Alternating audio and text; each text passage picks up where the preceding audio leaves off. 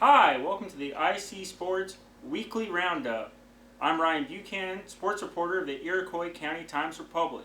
We're going to talk about football with the season coming up today. We have a lot of exciting action around the county. Well, actually only one game is in the county, but a lot of action around their county teams. We're going to start off talking about our three Sangamon Valley Conference teams. We got Watseka Central and Iroquois West. We'll start off with the Watseka Warriors. Watseka enters this season with Steve Lucas going into his second year. He took a 2-7 Watseka Warrior team and turned them into a 7-3 playoff team where they lost to Oregon last year in the playoffs.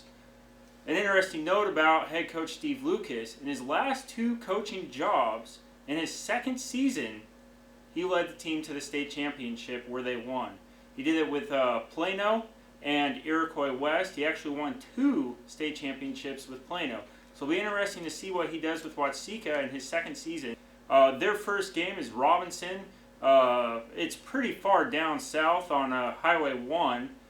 There they will play the Maroons, a playoff caliber team that went 5-5 last year, but they lost in the first round of the playoffs to Greenville, 39-29. Another interesting thing about Robinson is they kind of did a U of I kind of thing last season, winning their first 5 games and then losing their final 5 games. So it'll be interesting to see what they bring into the opener. But enough of hearing from me talk about this game. Let's listen to Coach Lucas and what he had to say about his first week opponent in Robinson. Well, Robinson's a bigger school than us. I think they're about 600 students. Well coached. Coach Nolan down there, great job. Well respected in the state of Illinois. They're going to be tough on their home field opening day, and we'll get prepared. We'll get a long bus ride down there, get off, stretch around, walk the field, and then go and compete as best we can. And let's hope good things happen. But it's a heck of an opening game. Well, there's Lucas's take on his team's first matchup of the season. The Times-Republic will be down in that game, so look at Monday's edition for full coverage of what happened down in Robinson. Next, we're going to talk about Central. They're not going to be traveling quite as far as Watseka, facing off with Prairie Central over in Fairbury. Central knows that they're going to have a challenge in their opener, as Fairbury went 7-4 last season qualifying for the playoffs. Prairie Central won their final 5 regular season matchups before going to the playoffs, where they beat Mahomet Seymour 46-26. Their season ended to Bishop McNamara 38-6. This should be an interesting matchup, and Coach Spooner said that he knows that his team will be in a challenge. Let's listen in to what Coach Spooner said during practice about his team's first matchup. Yeah, that's going to be a tough one. Unfortunately for us, I think the Prairie Central is going to be as strong as they have been in the last 10 years. And I know their quarterback is a super gifted athlete, and I know they got quite a few guys returning at the skill positions and offensive line, and they play in a tough conference. Plus, they're enrollment-wise almost double ours. So, we certainly aren't getting any breaks by playing them week 1. But we're hoping that that game will help us, determine first of all where we are as a team after that first week, and hopefully it'll give us a little bit of strength, knowing that we can compete with some of the bigger schools. Moving right along, we'll talk about our third Sangamon Valley Conference team coming from Iroquois County and Iroquois West. The Raiders haven't done well in the past few years, going 1-8 last season. Among their victories, however, was Eureka in the season opener. The Raiders will get to play Eureka again this year in the opener, a team they beat 45-8 last year. Eureka went 1-8 last season as well, just like the Raiders. The Raiders start the season with 3 straight road games, including Eureka, Blue Ridge, and then PBL. I caught up with one of the Raiders players, Henry Gerritsen, and he had this to say. Work hard.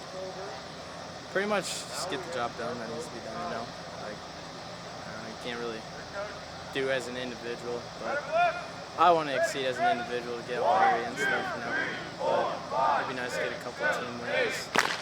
Get a playoff chance, maybe. But it all depends on how we work together and work hard in practice. Now you've heard from all the Sangamon Valley Conference teams located in the county.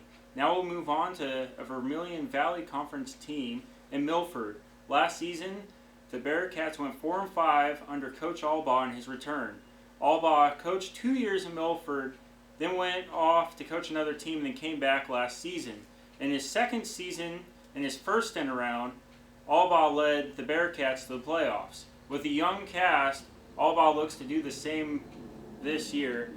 He has a lot of sophomores and juniors who he has high expectations from this season. They will take this young team and get to play at home. They're the only team in the entire county that starts the season at home. But they got a tough opponent. It's not going to be no cakewalk.